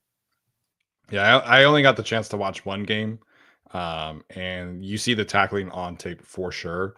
I think this is probably a special team signing, but I think the Chargers, with this specific coaching staff, could potentially bring more out of his potential ceiling. The length, the speed, the physicality all show up on tape. It's just kind of, there's not a ton of experience here. There's not a ton of playing time for him, despite being a 6-year senior, which we can get into next at this point. Yeah, but the arms are ridiculous. There was a play, I believe it's the last play of the game. He had to jump over Mason Taylor. He at least did it during that game, and he sealed the game against LSU. But I can't remember if that was the exact same play. But he had to play tall and over the receiving player twice in that game, and he won both those times. Really, really good there. Yeah, Mason Taylor had an opportunity to be the bigger, stronger, box him out tight end, and that was not the case for Bridges. Another time, he almost did it. The player caught the ball, but like he played very, very well in that instance. So very tall. Long arms, plays like it, plays aggressive. Yeah, this is not quite. I don't mean to put this on Mickens that he's Jamaree Taylor, but in the way that maybe Mickens might always kind of be maybe more of a special teamer. If he develops, awesome. But I think Bridges is someone who actually could be more like your Dean Leonard, even though picked later, you see the traits where he could actually find his way to contribute on game day a few times. So you said that he is potentially competing with Jamaree Taylor for slot corner too, though. It depends on what they'd like to do with him. So I think he'll be an outside corner, and that's what they would like to do with him. But for him to make more of an impact, I think him competing in the slot with Jamaree Taylor would be more the way to go. Be a pretty big slot guy compared to Jaw Taylor for sure. I just think if it's like he's not playing over Jackson, he probably shouldn't play over Dean Leonard right now. Yeah, indifferent on Benjamin St-Juste. I whatever. If he beats him out, awesome. He's probably like the special teams guy, the outside corner guy. But if they want to go with a bigger interior, a slot defender, I should say, and it's not Derwin James, I would like him to compete with Jaw Taylor for that second option in the slot, assuming Tarheeb's outside. So yeah, sure. There's Derwin James, there's Tarheeb still, but when it comes down to the rest of it, someone maybe just specifically assigned to being the slot guy, I'd like to see him compete with Taylor there. I think he should be willing to move around, right? Because whatever you can do differently can give you more Yeah. value as a player. So I'm a fan of him in the slot, despite him being 6'2". That was the game that I watched where he played a lot more in the slot. Mhm. He had a nice pressure. He had a couple tackles for loss. It was a tackling ability is something that I definitely stood out to me. I did not see the high point work that you brought up. Mhm. The game that I watched, he had like 3 or 4 tackles where I was like, okay, this guy wants to tackle. He seeks out the contact, which is always nice for me. Um, his role on the team is going to be very interesting to me because Dean Leonard has been an elite gunner in this league for the time that he's been healthy, and Ryan Ficken has coached him up tremendously. I think we've seen some flashes from him as a legit corner piece potentially. Some good spot starts. Same thing with Jamaree Taylor, although Jamaree Taylor doesn't have like the high end athletic traits. So I think Dean is your gunner one. I think there are other players who are potentially up for that other spot, and Bridges is one of those. I think Mhm. KeAndre Lambert-Smith is probably up for that spot as well. So whatever role that Bridges can take to make the roster is going to be great. But I think his speed, his length, his physicality should give him some special teams value. And the Jamaree Taylor aspect of it, like his rookie season, he was great at gunner, but we haven't really seen him do that a whole lot because he's played more in the actual defense. So this is probably going to come down to special teams. Benjamin St. Juste, another option, obviously, but he's not really played a ton on special teams. So to me, that's going to be the thing to watch is Bridges versus St. Juste in particular. Mhm. And can Bridges' potential value on special teams be enough to win that spot for him? Yeah, I would be very curious if Ryan Ficken said, like, specifically penciled Bridges as a guy for special teams for field goal blocks, like someone who rushes off the outside. Sure. Like great RAS, wonderful linear speed, which is much better than his short space agility. And that even bears out in the RAS. But someone with that height, those arms, that speed off the edge, just as just one additional area, like literally a game of inches, they could win. I could see them going that way. Yeah, I agree there. All right. We've been here for an hour and a half, so It's not 7. it's not 7, but classic us thinking we could do this in an hour and then do it in an hour and a half. But I'm glad that you brought up our pre-draft non-negotiables here. So pre-draft, we did an episode on this, what we wanted to see the Chargers do, draft a pass rushing defensive tackle, TBD maybe on Caldwell, but he definitely has more upside there than not. We wanted them to double dip at defensive tackle, which they didn't, but that's neither here nor there. Draft 3 pass catchers. I think you could potentially even argue they drafted 4, depending on how you look at Hampton. Don't reach on an interior offensive line was mine. I think they waited a little too long. But they didn't take one early that we were concerned about.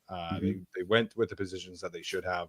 And then we wanted them to add an explosive running back, and boy, did they. So now that we've done this, now that we've watched all of the players, what are your general closing thoughts about the draft class as a whole? Yeah, I wanted to include this so there was some like through line to what we thought before the draft. So easy to sit here, and react after the draft and go, "This was amazing! Oh my gosh!" But there are some things that we wanted the Chargers to set out to do in this draft. Granted, we have no idea how the board's going to go. We didn't even know about half the character stuff until the day of sometimes. But we thought, like, if these are some targets that they should have. If you want to pencil in Caldwell as the pass rushing defensive tackle, if that's fine. They clearly don't specifically go for a 275-pound, small guy to rush the passer. They have a type. And if Caldwell is their version of that, fine. I wanted 3 pass catchers. That was one of mine. They did that. Explosive running back, clearly they did that. So I think that in terms of the 3 that I wanted, and we shared them too, but the 3 that I selected, like they hit that. In terms of RAS, they're tied with the Raiders for their draft class having the highest RAS, which great. The Raiders are doing that now too, which is sick. And frankly, it should have been higher. Just Caldwell didn't test super well, but you can't look at his film and say, like, that guy sucks. He's not an athlete. Right. He is. Right. So I think that in terms of the athletic profile they got, wonderful. In terms of the players that they got, like every player makes sense in some way. Even if it's just special teams, it makes sense to me. Even if it's a developmental interior guy, it makes sense to me. If it's the running back you take in the first round, sure, it's not a premium position, but that makes sense to me. It was our best available player at a position that they needed that fits their identity, and he's a very good player. So very, very easy to all of it. Clearly, Tre Harris is my favorite selection. I'm going to be higher on the draft, I suppose, naturally because of a Tre Harris. Sure. The question for the overall draft is kind of fair and unfair. It really comes down to the interior offensive line, because if you're asking me, have the Chargers done enough this offseason and in this draft to make the interior offensive line better? I would say no. And I'm genuinely surprised that they have not done more. Granted, they have time to go. Things can happen. Trades can happen. Molden and Heineke were not Chargers after the draft immediately. It took some time. Now, I can't imagine the defense without Molden. But I don't know specifically with offensive line and a starter along the offensive line that anybody's coming. I don't think anything's going to happen unless some team sucks. And at the trade deadline, they got to ship somebody. I don't think the Chargers, I think what the Chargers have right now is what they have. Zion's your starter, Andre James and or Bradley Bozeman, though I think it'll be Bradley Bozeman is your starter at center, and then Mekhi Becton's your right guard. Becton is a player who played 31 games the last 2 years and only won the previous 2 years before that. That scares me. So, and you never know. You just never know. So as far as the interior offensive line goes, I am very, very, very, very concerned. And unfortunately, this draft, where they did have, is it the best interior class ever? No. Did I want someone in the interior over Tre Harris? Hell no. But at a maybe earlier spot, yeah, I think they should have maybe gone with someone who could have helped them either compete at left guard or be their center of the future. And I don't really see that either has happened. Not that I dislike Branson Taylor as a selection. I just only see years into the future, not this year and probably not next year as well. So I'm concerned there. But overall, as far as the class goes, I liked this class less than last year's. Not because they drafted earlier last year. Generally speaking, they're going to get better players. Respectfully, Joe Alt, better prospect than Omarion Hampton. McConkey, better prospect than Tre Harris. That's just the way it was on the consensus, and we both felt that way anyway. But I'm not comparing that specifically. I just think I liked last year's class, maybe end their strategy a bit more. Although, then again, I was saying this about last year's class too. Hey, you didn't take an interior offensive lineman. Hopefully that doesn't bite you in the ass. And it did. And now this year, with finances available to them and spots where they could take players, like they really didn't. If I'm assigning a grade to this, and this is very much so a Tre Harris supported grade, I actually do believe it is an A- in my opinion. Even though I am significantly concerned about the line, I am willing to let that play out for a bit longer to see what happens. And maybe Andre James ends up being the starter. But I can't really argue with a pick that they made at a particular spot, like the players that they picked, the value that was there. I mean, how often on here too were we lined up with each other on how this was a good player and where they selected him and the value compared to the consensus? I just think there's too many points. I would basically have to call myself wrong to say I didn't like these selections. And the guys I didn't know, especially the two DBs at the end, they rock. So I liked last class more, both in terms of like process and the players. Sure. But I still did like this one. So I'm willing to go A-, but I know I'm heavily influenced by the Tre Harris selection, and I'm more positive, and you have more concerns with the interior, and rightfully so. Yeah, I think when it comes to grading a draft class, I think, we have to try and interpret the message that they're trying to send to us. And, Field Yates was on the Athletic Football Show today, and they were talking about like messages teams send in the draft. Like, this is really when we know what their truly like main mission was in terms of how they wanted to get better on this football team. And I think the two main messages that we got from this team is that they wanted more pass catchers. They wanted to get more athletic at the pass catcher spot, and they needed to revamp their special teams unit.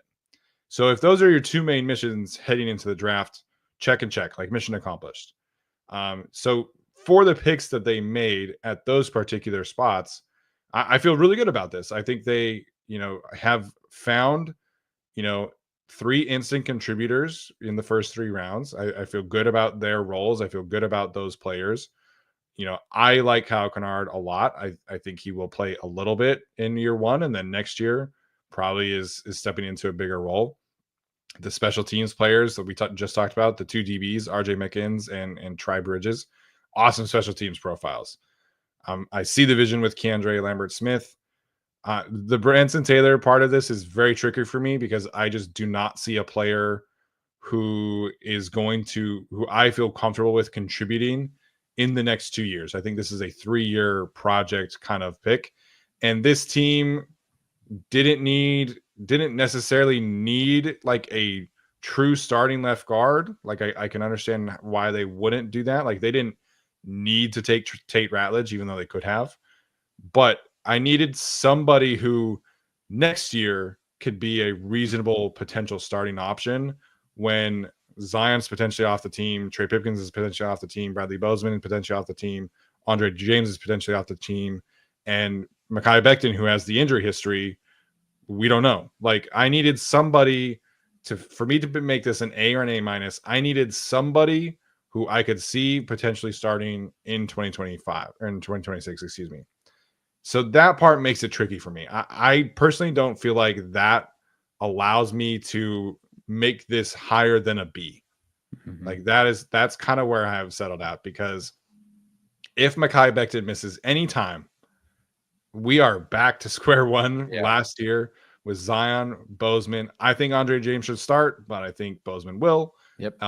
And then Trey Pipkins at right guard or Jamaree Salyer at right guard. And I understand why they felt like they needed more weapons, 100%.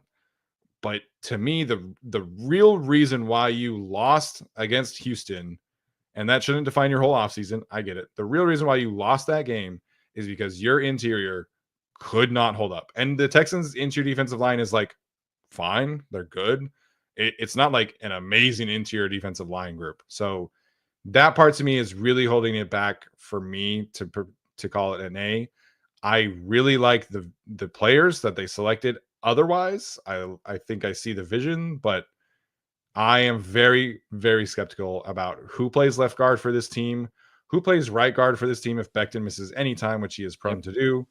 And that to me is really going to determine their ceiling as a team. Like you're an offensive line team and your interior trio is still not great. And yeah, I don't think Mike Devlin is a great offensive line coach. So their approach with the interior offensive line is like, we have an elite offensive line coach and we have young guys that we believe in. Neither of those things are true. So that part to me is definitely holding it back. If you said to me they had figured out left guard in free agency, or they had figured out center in free agency, this is an A minus probably, I would say. But the lack of interior selection and who they picked is definitely pushing it back for me. But B is still really good. Yeah. You had we talk about non-negotiables in free agency. Non-negotiables, you mentioned you wanted 2 new starters along the offensive line, probably more so guard, because the center market was basically like 2 people. Right. So understandably, you wanted like, okay, ladies, I need 2 new guys in here, or at least definitely a right guard starter, and then someone to genuinely compete with Zion. And they didn't do that there. So you're going into this draft going, okay, well, maybe this is where they do it. Yeah. Don't do that here either. So I understand why you'd be disappointed. And I am disappointed too with what they didn't do at interior. You could honestly argue too, it's Jesse Minter. They didn't do a lot on the defensive line either. If this were another defensive coordinator and this were the interior defensive line, it's worrisome. I'm just like, respect to all these players who we've seen do good things, and we feel great about them because of Minter, but it's not a great group. Like I did want a pass rushing defensive tackle that was more that kind of 40, 50, 60 pressure guy of the future. They didn't do that either. Sure. And I just don't think they put enough bodies that were like high quality bodies on the interior offensive line or defensive line. The good news is, as we mentioned, like I trust Jesse Minter. This is going to be a good defense again, no matter who's out there. I could line up at nose. They'd probably still be like top 25. at stopping the run, not because of me, but Minter will make it work somehow. So it's just that interior I worry about because, I don't know much about Devlin and the Chargers just yet. All I know is that their interior offensive line did not get better last year. And I mean, I don't know if you can argue you get worse because losing Lindsley is losing Lindsley in 2023, but it wasn't great. So you can't really trust them in that regard either. I don't know at which point they would have taken the guy to beat out Zion Johnson.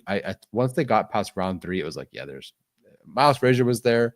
There were options that were there for sure, but it just felt like, how the NFL goes. At a certain point, Zion's going to start over any round 4 pick, almost no matter who it is, because that's just how the way the NFL goes. So I'm definitely disappointed there. I'm very concerned there. So we'll see. If they don't do anything by the season start, I will be concerned. But at the same time, I guess I don't expect them to because, well, Taylor's your backup there, and Jamaree's making the roster here, and James is your backup here. So, yeah, bummer about the interior offensive line. Unfortunately, it is going to be an issue this season. The interior offensive line is probably going to be an issue this season. Yeah, they have more options. Like they have better depth. Like you're not going to be at a point where Sam Mustipher is starting week 4 against the Chiefs out of his career position. So like they have good depth. I understand why they approached it the way that they did. I just needed somebody who, if you're not going to give me a starter, at least give me somebody who can potentially start next year. And that has not happened. All right. Overall, I feel pretty good about the draft. I don't love it like I did last year, but last year I feel like they genuinely came out with like 3 stars, and I think we'll see that come to fruition this year with the linebacker, but we'll see. But this year I feel like they have 3 instant contributors, maybe 4, and that generally is a pretty good draft. Yeah. Okay, let's zoom through some super chats real quick because we have 12 of them. Dre says, if you like hurting yourself, I would take a look at our 2022-2023 depth charts. Fun time. Yeah. Every time I want to feel negative and hate myself, I just go look at Phillip Rivers' line in his final season with the Chargers. True. Brutal. True. Daddy Don't Pull Out said solid B plus ? Draft. And I think that's how I feel. You're obviously giving an A-. Yeah. Daddy Don't Pull Out says the real draft was the friends we made along the way. Nice. Yes. Super sticker from Azula. Then we had Mitchell says, checking in from Australia. Want to say thanks to both of you. 5th season as a Chargers fan, and this show has taught me so much about the game /draft /free agency. We're learning a ton as we go. I mean, there's so much about the way we talk about it now that's so different than I would have in 2020, talking about Herbert and Tua and whatever. So yeah, thank you for following us along the way as we grow ourselves. Yeah, 100%. I look back at like my first interview I did, and I like was a mess. Oh yeah. Now I can actually like have a conversation with these guys, and I've met a lot of great analysts as well. So definitely have come a very long way in those 5 years for sure. And I appreciate it. We have a good following in Australia now, and I think that's potentially due to our appearances on the Thunder Down Under podcast. So appreciate those guys. Appreciate you from Australia. Hopefully we can get a Chargers game down there for you guys sometime soon. That'd be awesome. Azula says that Rich Eisen was a round away from having a Mel Kiper meltdown. Besides that, I think we had a really solid draft. I see our offense being top 10. Offense being top 10. Possibly. I could see them not being top 5, but sneaking into the top 10. Yeah. Yeah, they ended up, I think, like 16th in EPA per play last year. If they can be in that 8 to 12 range, that's a huge win, in my opinion, in year 2. Blake says, can you explain the UFA tender on J.K. Dobbins and how that may play out in our favor? He also says, P.S. still want KA13 back. Well, they gave his number to DJ Uiagalelei, so that's super cool. Oh, I didn't realize that. Yeah. Oh, okay. Well, that slams that one shut. Woo! It's not great. They could do the double number thing. I don't understand why this is a thing, but regarding J.K. Dobbins, basically there's like a rule in free agency where you can use a like retroactive tender on J.K. Dobbins. So if another team signs J.K., he would still count for the compensatory pick formula for the Chargers, and they would have rights to also negotiate that contract. So there's a chance that JK could return, depending on like what that other team offers him. But essentially, this is the Chargers trying to work out a compensatory pick for them since they struck out and they had a ton of money to spend. But the Chargers are trying to work the system a little bit here to gain a compensatory pick. Is the issue, is the main focus point here. If you really want to keep the hope alive, Keenan Allen was 21 in college, and that's not currently taken. Well, it's retired though. Oh yeah. Wow, so stupid. What a big brain move on that one. 85. 17 works. 17 would look pretty good. 17 is technically not retired, so hey, unretired like Warren Moon. All right, we're working. We're working. Yeah, unretire it for Keenan. All right. Your friendly neighborhood Spider-Man says we should make an Ode Abuji type of signing like we did in 2021 with Will Hernandez. Think you could be your starting left guard right away. Could be. Don't think you will be. You know, I think I've been very cynical. I think it's Zion Bozeman and let it rip. Yeah, I agree. Dark Samus says QJ has drop issues, but so does Rashee Rice. Yak receivers. One's not facing issues. Yeah. So there's that. Yeah. I don't know if Rashee Rice have drop issues? I don't care. But I don't know. It is funny to me though. I profiled him like very differently and then QJ very differently, and now they've kind of like switched roles a little bit. But yeah. Zach Pearson says, really appreciate the live streams to keep me company when working late on welding jobs. He wants to know any trick plays with Tre Harris throwing Ladd a touchdown. Did they have many trick plays last year to begin with? They tried a couple of the like big man stuff, but it didn't really work. Yeah. I think they did like a couple flea flickers, but that was pretty much it. Yeah. Does Tre Harris get the jet sweeps this year? That didn't work for Darius Davis, or maybe Lambert-Smith. Lambert-Smith would be a good one. I think QJ can do that. I think Ladd can do that. So they have some options. You could do that with Oronde, I think, as well, if you want to do like the Gerald Everett stuff. Yeah, that'd be cool. Kurt, big super chat. Appreciate the heck out of that. He says, been following the podcast since the Anthony Lynn era. And this past weekend was my first time watching a live draft stream. It was a blast.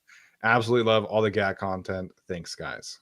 I couldn't believe how much energy the chat and ourselves were able to maintain throughout the 17 hours of live streaming.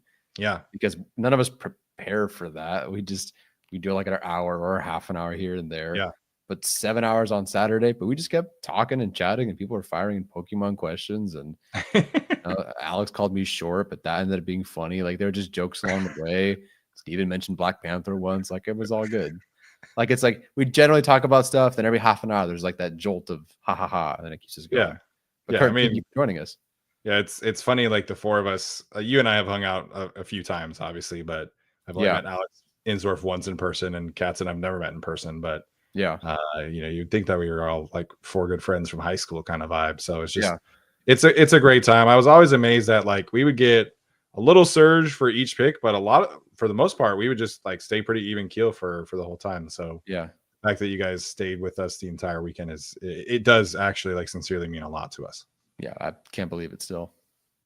And then super sticker from Mark. Appreciate you. Dre says he has caught every show since 2021. Thank you for the entertainment while I get through college. Well, hopefully college is going well wherever you're at. And we appreciate the super chats as always. Thank you for following me through college. Anyone who was like with me through Bolt Beat. I mean, I was junior college, Cal State Fullerton, internship at UCI, my master's degree, now 2 years of teaching. Like, you guys have watched me go through a lot too, including college. So thank you for that. Dre, good luck, whatever you're doing. Hopefully it's good. Yeah, hopefully. Okay. Only right after 17 hours of draft streaming that we do a 2-hour podcast episode right off the rip. So, it's the only way we know how to do this thing, right? And we could easily split this into different days, but let's just do all 9 picks right in a row.